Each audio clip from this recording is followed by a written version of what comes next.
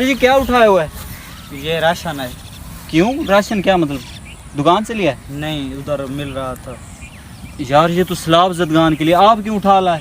بس دوسرے لوگ بھی لے رہے تھے، میں نے کہا میں بھی لے لوں. یار آپ کا حق نہیں بنتا ایسے، جاؤ دے آؤ جا کر. نہیں میں لیتا ہوں، دوسرے لوگ بھی لے رہے ہیں. یار اس نے لیا ہے، میں بھی جا کر لیتا ہوں، میں کیوں نہ.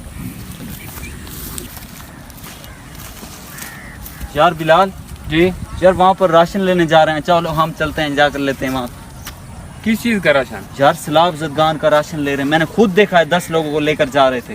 یار وہ مستحق ہوں گے، ہم اس چیز کے مستحق نہیں ہیں، ہم کیا کرنے جائیں؟ یار دوسرے لوگ بھی تو لے رہے ہیں، ہم کیوں نہ لیں؟ دوسرے لوگ لے رہے ہیں وہ مستحق ہوں گے، لیکن ہم اس چیز کے مستحق نہیں ہیں بھائی. ہم کس چیز کے لیں؟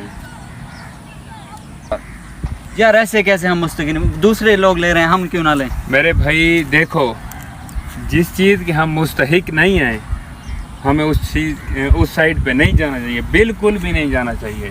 دیکھو اگر وہ اس چیز کے مستحق نہیں ہیں، کل کو وہ اس چیز کے مستحق ہو جائیں گے. حضرت علی کا قول ہے، اگر حقداروں کا حق کھانے والے ٹھیک ہے حق کھائیں گے، وہ اس چیز کے مستحق ہو جائیں گے. آپ دیکھنا ان کو.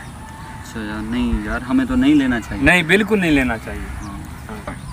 ہاں یار ایسے تو ہمیں بھی نہیں لینا چاہیے. بھائی ہم جس چیز کے مستحق نہیں ہیں، آپ خود سمجھدار ہیں، ہم اس چیز کی طرف نہیں جا سکتے، بالکل نہیں جا سکتے. ہاں ایسے کل کو اگر ہم مستحق ہو جائیں پھر ہاں یہ تو بہت بری بات ہے. ہاں نا.